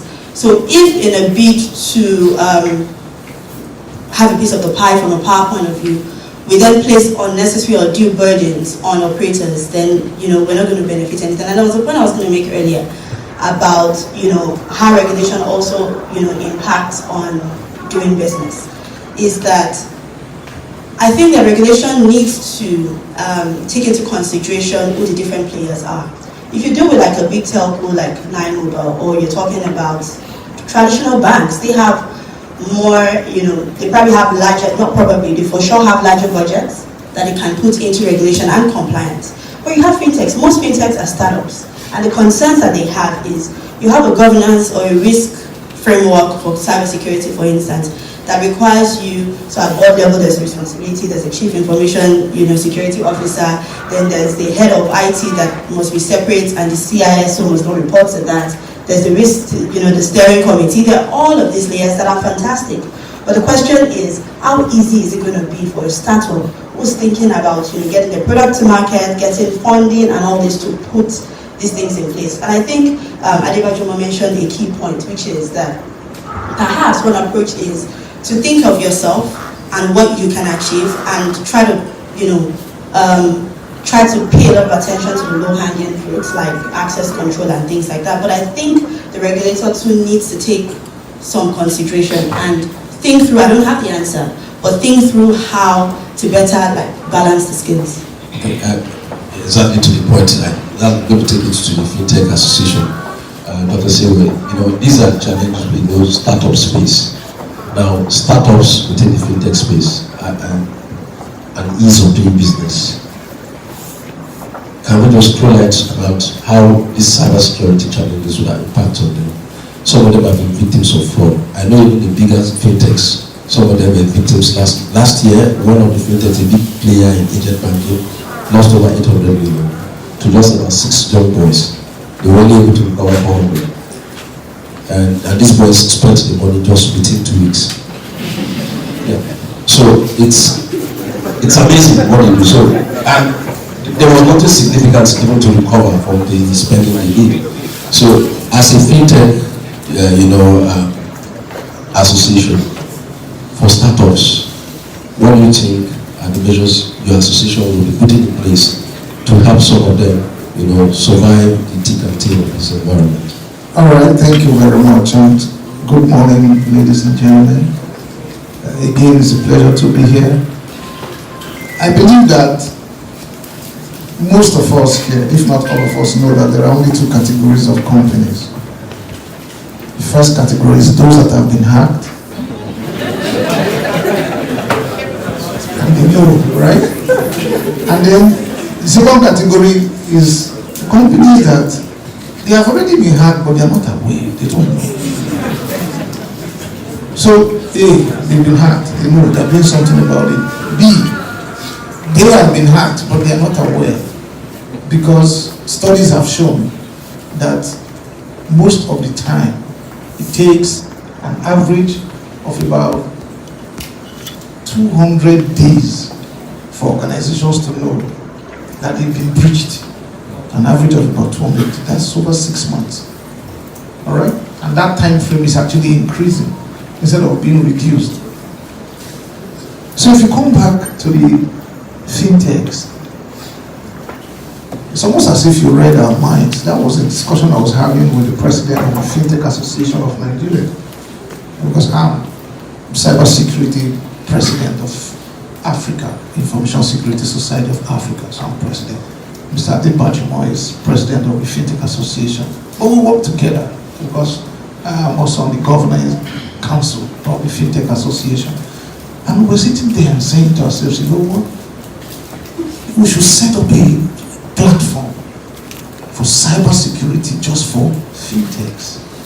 That's what we're discussing, right? What that means is that, you know, the FinTechs are mostly startups, just like Leonard, friend. By the way, she's a really learned person here. The rest of us we're educated. But there's a good point she made, i.e., FinTechs are mostly startups. And one of the characteristics of being a startup, which I believe we all know here, is that we don't have deep pockets. FinTechs don't have deep pockets. So the little they have by way of capital must be optimized, must be maximized. Then you now step forward and take that into the cybersecurity framework for the non-financial institutions and FIs. By the way, how many of us in this room have seen that document, the framework from the central bank for non-banking financial institutions? That's where all the FinTechs fall in. If you've seen that document, can I see by a show of hands? Just wave your hands. All right. Just 2 or 3 in this room. So please, let's go take a look at that document, please. It's not a very big document, right? And it outlines a lot of the things that FinTechs need to do if you must play in this ecosystem in a safe and secure manner. And secondly, one thing that is there is that you will find out that the central bank actually, although I'm not the spokesman for the CBN, but reading through the document, you will find out that they've actually made arrangement, they put in provisions for the smaller organizations like the FinTechs to ensure that they are still able to meet some of these mandatory requirements that will keep the entire ecosystem safe and secure. They don't need to carry on the big burdens, the huge economic or financial burden of employing the CISO at grade level, minimum AGM, have big committees and all that. If you look through it, you'll see the specific consent there and how provisions are made for FinTechs to be able to still meet the requirements and do business in a safe and secure manner. So that's also very important. And by the way, this concept of creating a platform for FinTechs focused on cybersecurity is something that we're going to take forward, going from now, so that we can have, today there are a number of associations, a number of platforms where we focus essentially on cybersecurity. The reason is because everyone can be hacked. There's no system that cannot be breached. So if anybody tells you there's a system that is 100% bulletproof, cyberproof, 100%, there's nothing like that. However, we must all know that even though you can be breached, even though your systems can be hacked, but increase the work factor. The cyber criminals worldwide, they look for the path of least resistance. If a door is open, they walk in. Shut the door. Don't just close it, don't lock it. Don't have only one key, have 2. Right? So these are the things, when Mr. Musa talked about the CBN director was speaking, he mentioned 2-factor authentication. I don't know how many of us remember that. And then he also mentioned multiple factor authentication. I said, very good. Just keep up. And then I think it was the CEO from 9Mobile who also said something about putting different layers. Because he was recommending a few things as he was listing out the different attacks. He was also giving us the recommendations in terms of what to do. So have layered security. It doesn't cost too much. So once we have the layered security, we have the 2FA or the MFA, and then we have levels of encryption, you just make it difficult. You hear about ransomware, yeah. What is that? Again, the CBN director mentioned, if you have a ransom attack, then you may either pay the fine or pay the ransom, or can you go back, clean up the system, and then just load your data and all that and what. So we must know that even though even though cybersecurity is a big issue across the world, not only in Nigeria, but there are steps you can take, simple steps you can take to protect ourselves, to protect our systems, and to protect the entire ecosystem. And if we do that, then the entire space will be safe and secure. The fintechs can thrive. I know for a fact that the world of tomorrow actually rests on the fintechs in this country and across the globe. So we are going to take the world by storm. There is no way you can have a financial services ecosystem without the fintechs. Thank you. All right. Thank you, Dr. Siwo. It's putting more light to the issues we're raising. But from the telco's perspective, Mr. Bishop, you've provided a lot of backbone for financial institutions, from banks, insurance, and lately fintechs. What has been the challenge like? Because as someone who provides a platform, who provides a data collection center and all that, what has been the challenge? Is it that someone will come with their baggage and then open the door? You've locked the door at the front, somebody opens it, or someone jumps in through the window because you're housing one small or startup or company within your infrastructure. What has been the challenge like? So firstly, telecommunications companies, because of our nature of providing communications, of connecting our businesses and individuals, had been very traditionally the first party to get attacked, even perhaps before fintechs had been invented. So I do recall already as early as the late 90s, in my work as in a telco, then we had already the first kind of fraudulent kind of patterns, etc. And still scammers and individuals are attempting to compromise and to attack telcos very hard. So I can only imagine how now the attention and the vulnerability and the kind of the attack pattern now moves also gradually into fintech. But I can tell you there is more to come. There is a much more to come. So just give a little bit of a kind of insights. So we are operating a security operations center that would, on a 24/7 basis, monitor any attempts of attack. Of course, the majority of those attempts will never kind of enter our network, because it's been mitigated through a multi-layered kind of a defense concept. However, if you purely count the amount of attempts, it's millions. It's not just one or dozens, it's millions.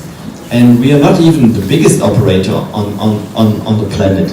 So this just gives you a view how imminent and omnipresent those attacks are. It's not just random or perhaps once in a while somebody might try, but it's continuous, really continuous. I think I was reading the other day a security company called Kaspersky, who is providing to some companies here some security services, mainly based on email-based attacks. So Kaspersky would only look at a small portion of areas of attack, and certainly would not cover the entire industry. They've just disclosed a couple of days ago that in Nigeria in 2022 they have counted some 161,000 attacks. Only from this area. So this should give you the sheer amount. So I think three areas that are important that we are promoting and we are applying.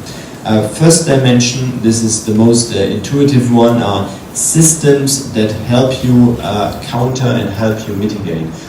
We have talked about distributed denial of service. We have talked about all those email-based kind of attacks, endpoint protection, firewalls that you can be putting, whatever those systems are. But of course, systems are the most intuitive way to protect yourself. But I want to put attention on two other dimensions that you should also consider on focusing on. Secondly, is raising and developing the skills of your employees. One, of course, on those ones that are to do with mitigation, of observing, and of detecting any of fraudulent activities and attacks, like data protection people, your IT specialists, etc. But much more is the broad employee basis. Even I had been prone to some ransomware attack the other day, where a very clever email sent by Microsoft asking me whatsoever, and only by thinking a second time, how come Microsoft is addressing an email to me directly? But I was already understanding that the degree of sophistication in those ransomware attacks are to the level that no longer these are coming from Russian kind of email addresses, etc. They are much clever today. So raising awareness and skills across the employees is very important. But there is a third area we shouldn't underestimate. Creating space and creating priority in discussing on cybersecurity in your organization. If in your management meetings those type topics only come under AOB, they will never generate the awareness that it does require. If there is no forum where you would be focusing on reviewing on a managerial level any of those metrics and reports that we would have been implementing, but only the analyst on the ground is getting those reports and number crunching them, then you will never raise the awareness that it needs to be served. So improve your systems, improve your skills level, and develop your employees, and create room for discussing and dealing with cybersecurity. We'll come back to the dead person here. We want to look at seeking justice for persons who have been impacted by fraudulent attacks and cyber attacks. Do we have adequate enforcement procedures to deal with these issues? I recall in 2008, then where banks had ATM machines in remote areas. I was in a hotel in Abuja, and suddenly I started getting alerts of withdrawal, and then at that time 60,000 was the maximum you could withdraw for the day. And this chap somewhere in Lagos was taking out money from my account, and I was with my card, and I raised a complaint to the bank, and the bank sent me a correspondence that I compromised my card. I couldn't understand how that happened. How did I compromise my card? My card had always been with me. I never shared it with anyone. I think the measures the CBN took then was to ask banks to remove all ATM machines outside anywhere other than their branches. They shouldn't have an ATM machine. That was one of the measures they took, because these fraudulent attacks were taking place in ATM machines outside the banking premises. But the issue, I took that matter to the CBN, and then they were yet to establish the CPD that they have today. And there were numbers they gave us to call and all that. A lot of us went on air and all that. To date, that money never got back to me. The bank didn't even give it down. They just looked at me sluggishly like, look at this guy shouting about 60,000. We have better things to deal with. That's why I'm saying that now when people become victims of cybersecurity attacks, fraudulent attacks, do we have that measure in place to get people who are perpetrators of this act to be? So yes, there are measures. The question is, how well are they being implemented? So for instance, you have the Cybercrimes Prohibition Act, right, that has very elaborate provisions or like list of offenses under which sort of what happened to you can be categorized. But I suppose the issue is, how do you sue someone you don't know, right? And that is where I believe the operators come to play. So, ideally, if you were to report an incident to your bank or your FinTech, whatever the case might be, what ought to happen is that there ought to be a process that should be followed, and that the regulator expects to be followed, right? But that is not often the case.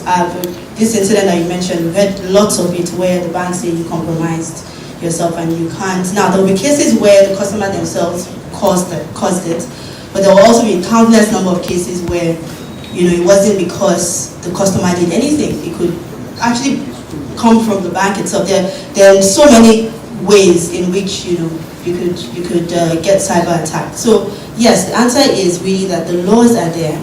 Our laws need to keep evolving.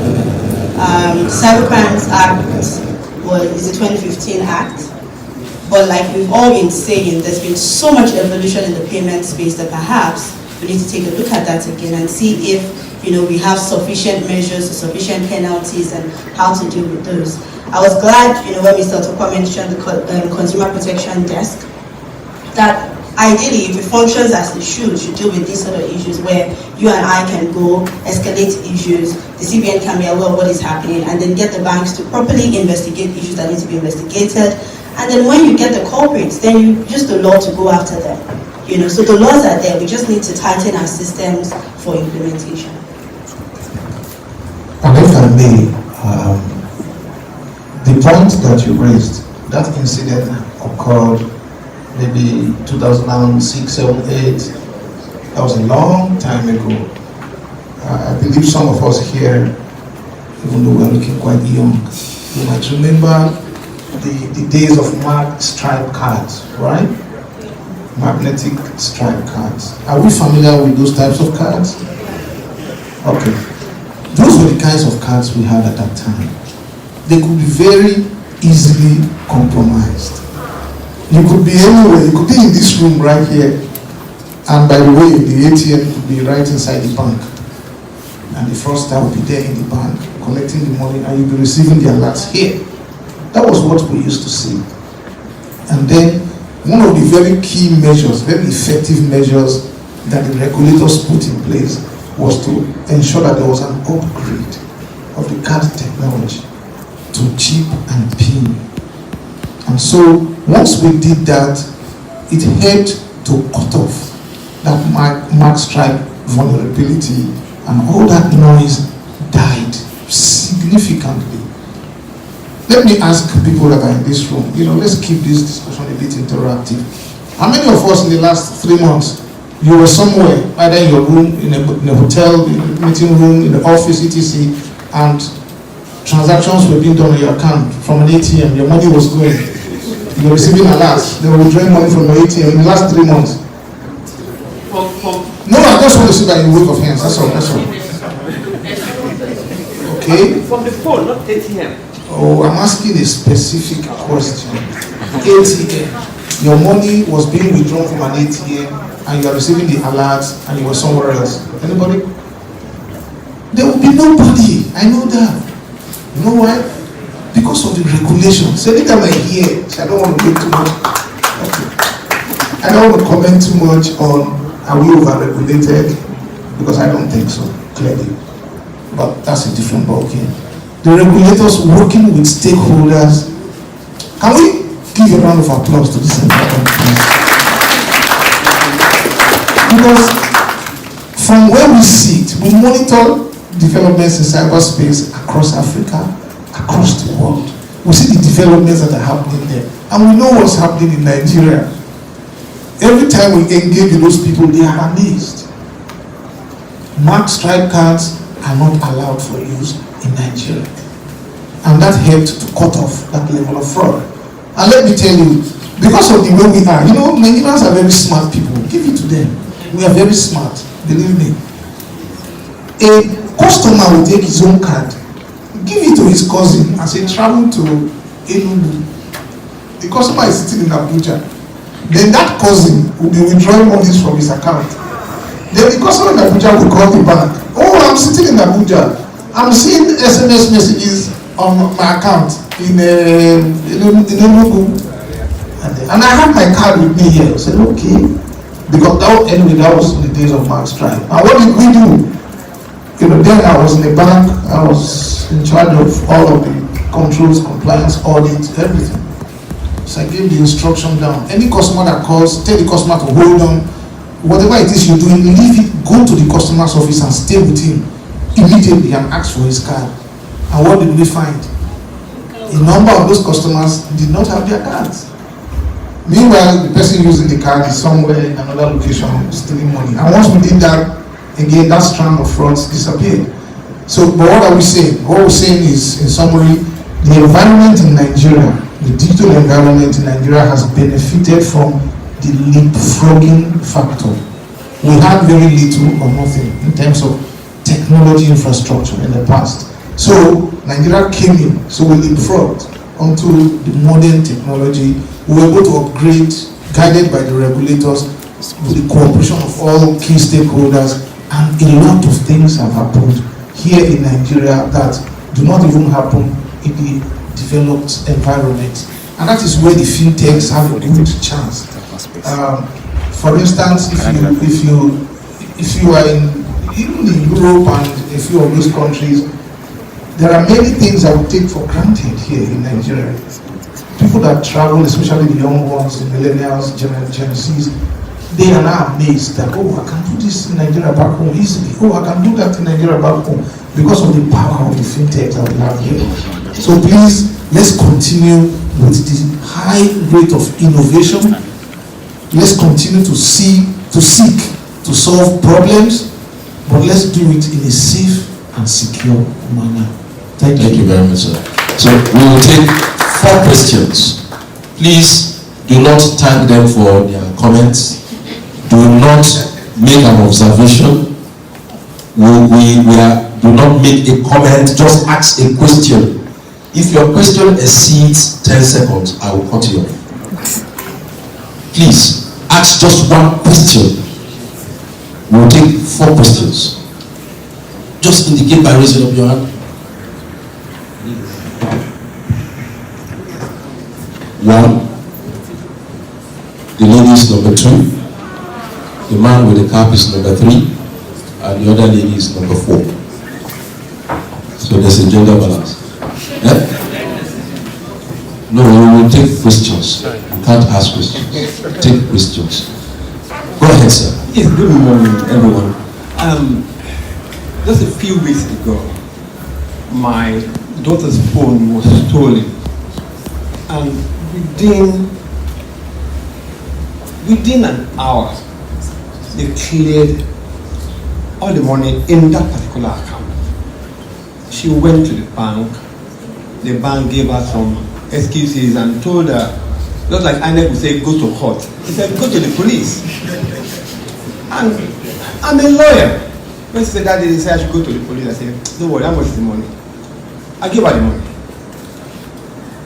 So when you're talking about fintechs, a lot of people don't bother to even report to the bank. They just accept it. You understand? So we're still experiencing serious frauds. Especially they steal your phone, they are stealing phones every day. Before you get back to your office, your money is gone. What can we do? Thank you. Okay, that question will be answered by CBN and Dr. Sia will give an attempt to that. Okay, listen. Thank you. Thank you very much for that question. I will try to, I will just start 1, 2, 3 minutes and then the CBN officer can now add to it. What can you do? The first thing is, actually it is fairly straightforward. There are 2 things we should have.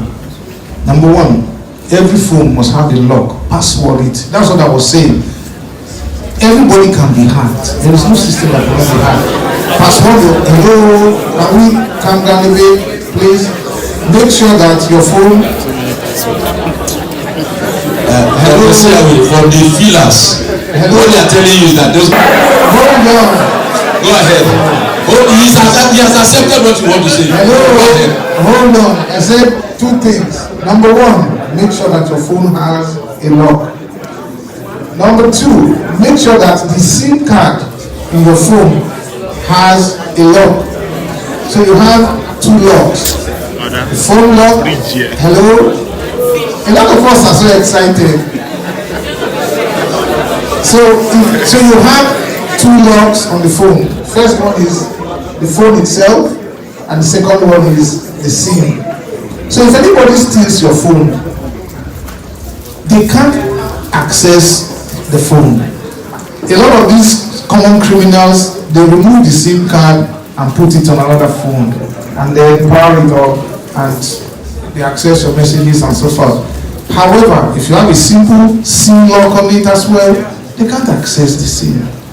So that's why we talk about layered security. Increase the work factor for the criminals. Make it difficult for them. Okay, that's why I said you have a door, don't just shut it, put a lock. Don't put one, put two.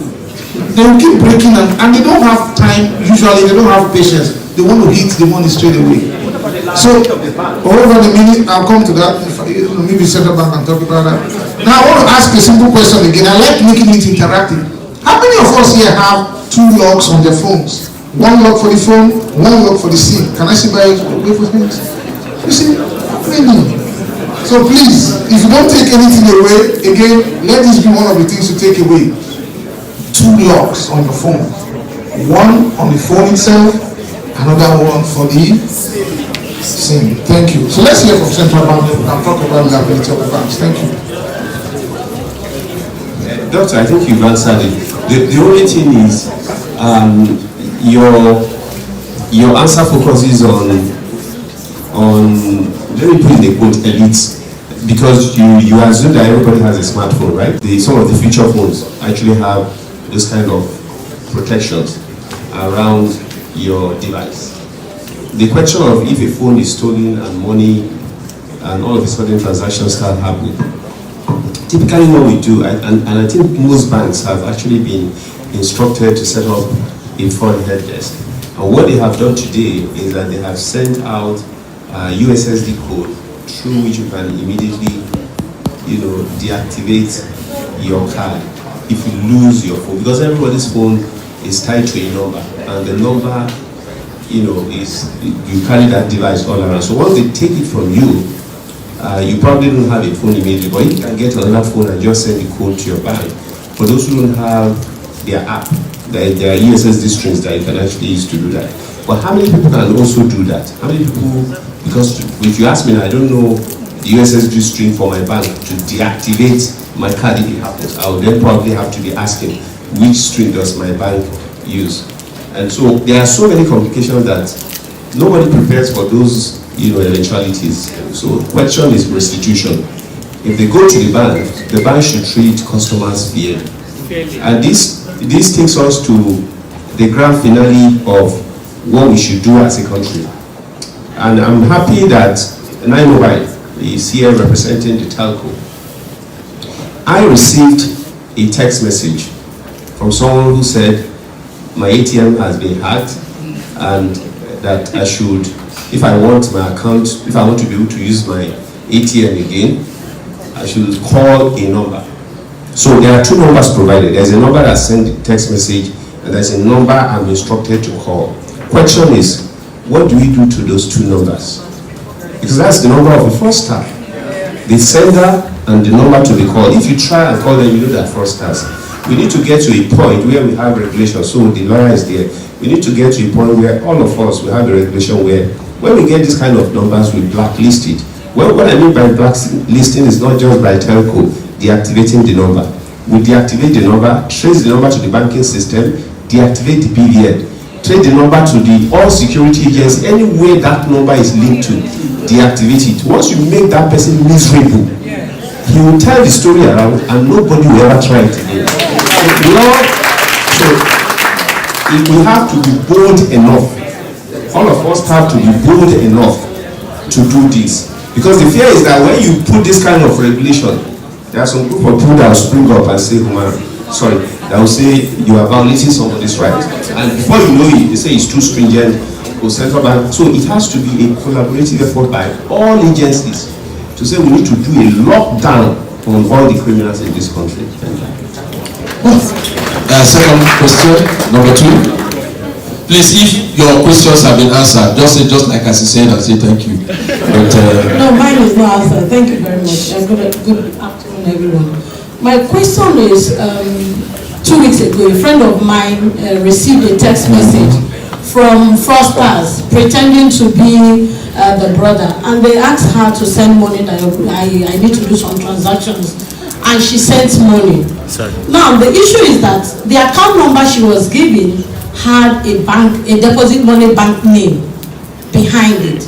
And when she was to do the transfer, of course, she entered that bank's name and entered the account number, and she was able to remit the money. So when she later found out that it was actually not from her brother, it was from fraudsters, she went to that bank that she thought the account was domiciled, and the bank said that the account is not domiciled with them, that is on this online mobile payment platform that had that. So my question is, if I make a transfer and I see a deposit money bank name attached to it, and the bank is telling me that this account is not domiciled with them, what is the relationship between them and that particular mobile establishment that the money went to? And then secondly, all the mobile establishments, are they regulated by CBN? Thank you. CBN has clusters of regulations. They have mobile money, agent banking, name them. But I think what happened is that, I'm not holding the brief, but I know what may have happened. Those accounts, we have accounts which are called virtual and reserved accounts. So there's a central account that clears all the money. So if you have a virtual account, for example, you're using a particular service, it creates the name and that name of a bank. So you could see a Wema Bank / so and so. It's a virtual account. But the bank itself is supposed to trace to who is the holding account and help that person. Anyway, that falls under consumer protection for CBN. They will answer that. Third question, please ask your question. The fourth person should ask the question so that they can get all the answers at once. Please. The third person.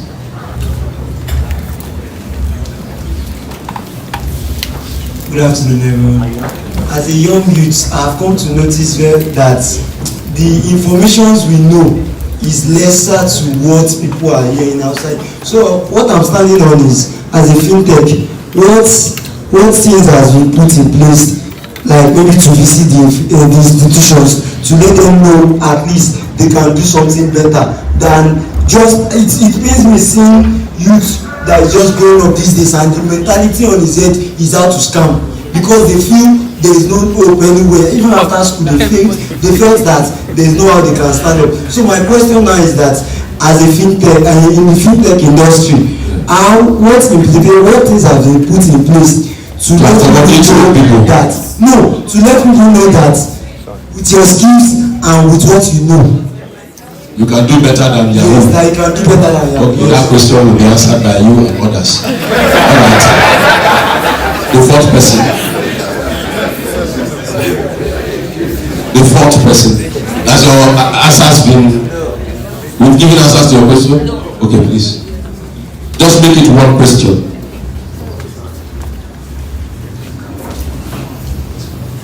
Okay, thank you for the privilege. All protocols duly observed. My question will be looking at the role of regulation. When Mr. Itoka was delivering his speech, said the awareness or the consciousness of brake makes you want to speed. But it appears the body language of the CBN and that of SEC concerning digital asset is not in sync. So I would like to ask, I mean, SEC issued regulation on digital asset offering, but I haven't had any of such in place. So how do we balance the need to protect digital asset offerings and how to encourage this platform for operators or fintechs who want to go into that space? Thank you. Okay, so we'll start giving answers now. Sir, the lady is talking about digital assets.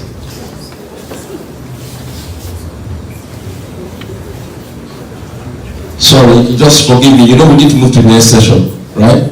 And some people who came from the province, having left home by 3:30 a.m., deserve some tea break as well. Go ahead. Okay, before I answer a question, the previous speaker talked about, so many things that happen in one account. Somebody's not claiming ownership of that account. And you try to explain. Again, and I have always said this, people may not understand. Each time we engage the commercial banks and we talk about regulation and protection, the CBN is always on the side of the public because the public is not in the room to discuss it. So we are always speaking as the ordinary man on the street. The response you gave would, yeah, all the big men, sitting there would understand and they will appreciate it. The two doctors there, the commercial banks, they will understand and appreciate it. An ordinary citizen, an ordinary money stream doesn't make sense. Money has been stolen. In the first place, you gave the app to the customer to use. The customer didn't manufacture the app. The customer selected one bank and put the destination bank and money went. And then somebody is saying that this account does not exist. If the account doesn't exist, why did it pop up? Because the transaction should not even have gone if the account never existed. So all the explanation, I'm not even asking for ovation. All the explanation that banks give sometimes doesn't sit with us. Because if a customer had come to your bank and this was the explanation you gave to the customer will walk away sad. Because money, you have to find a way of making sure that customers are protected. The protection in the first place, when we started the cashless policy and the digitization of the economy, the mandate was to push customers away from the banking hub. Because they are ready to bring their checks, queue, take their money and walk away. We said, no, we want to digitize the system. Let them go and use digital platform. We push them there. It is our responsibility to ensure that we protect that digital platform that we have given them. On the asset stuff, SEC and Central Bank are working together. We have different objectives. Of course, there are areas where we talk together and we have something similar to do because it's all about money, it's all about funds, it's all about properties and all that. Their regulation is on asset management. Our regulation it's about financial transactions. So the regulation that SEC brought out is basically about classification of asset. If you take any of the cryptocurrencies and you treat them as assets, it's under the purview of SEC. But when you now take cryptocurrency as a mode of payment, then CBN will say, who issued that payment token? We want to know. If we don't know, then we can't regulate it. So I just need to make it very clear that there are two objectives that have been addressed by SEC and by CBN. Thank you. All right, thank you. We will come back now to the panel. Pressure, do you have something for young men? The guy said something about youth. FinTech Association, you have something for the youth? Okay, please. So for the youths, we have a program called DigiSkills. And what that DigiSkills do is that we pick people typically who they don't have to graduate, even a university.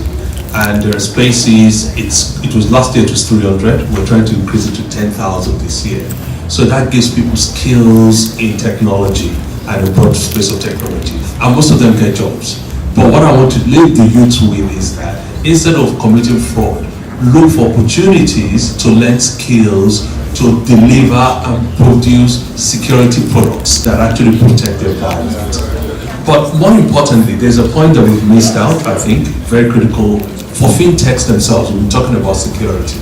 In the military they talk about weapons of mass destruction. Yeah?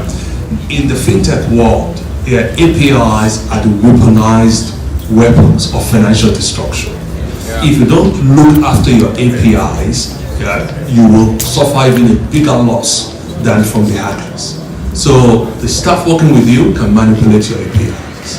And there are things that can be embedded into your APIs and your API gateways that can really, really hurt you. So if there's one low-hanging fruit again, you can basically look at, go check your APIs. The second thing is about your platforms. The beauty today is that you don't have to implement individual systems. As much as possible, just put it on trusted cloud. So just imagine, Microsoft, let's take Microsoft for example. Do you know what Microsoft spent a year on protecting its cloud? Or Google? No bank in the world will put that kind of money in. So by taking those kind of basic measures, you're basically upping that game and protecting yourself. Thank you. Special? Yeah, so watch out. We have just closed a series of events to educate 1,000 youth across Nigeria with digital literature, and we brought them all into jobs. Secondly, we are running a series of enabling and empowering youth to create and set up our own businesses and set up their own businesses by and through the use of digital, which is called the Hack. We have run a couple of series and we're continuing this one. So stay tuned with us, and there will be more opportunities for yourself but also for your fellows in order to use digital technologies for creating your development and your wealth. Okay, yes. I think for me in closing and picking from, what Dr. had said and Mr. Etopa mentioned when questions were asked, I think one salient takeaway for me is there needs to be more awareness. Awareness of how people can protect themselves. Not just at the elite level, but at the, in the remote areas. With FinTechs and evolution in the financial space, we're deepening financial inclusion. And what that means is that the person in the village needs to then understand how to protect themselves. Some of the grammar and things we're talking about here will probably be above them. So there needs to be awareness from the regulator and from the players in the market. Bring it down to the basics and how people can, protect themselves. This is the first time I'm hearing of SIM-lock, by the way. I didn't know about it. I have other forms of protection of other things on my phone, fingerprints, all these other things, but I don't have a SIM-lock on. And so that just shows you that there needs to be a lot more awareness. And then for the FinTechs as well, on the regulation side, let's embrace what the regulators put out there as regulation, in the understanding that they kind of create a safe environment for all of us to do business. And I particularly like the CBN's risk-based framework because it kind of identifies every level governance.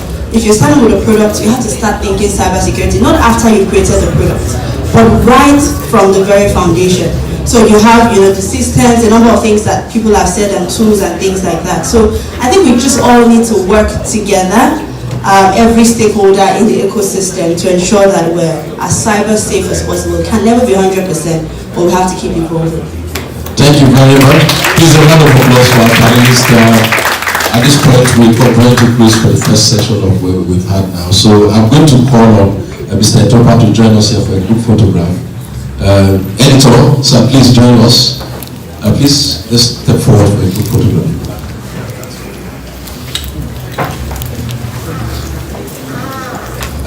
Mr. Ojan, Mr. Musu. Yes. Please join us, sir. Hello, sir.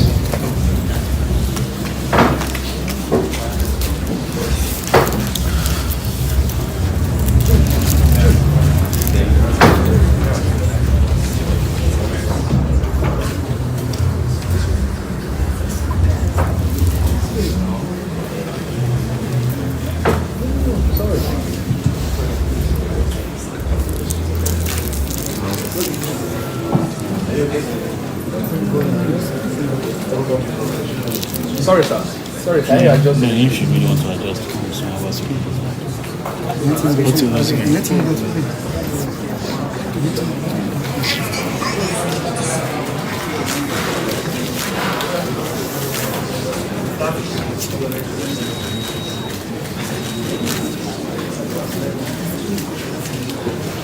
All right. Thank you very much.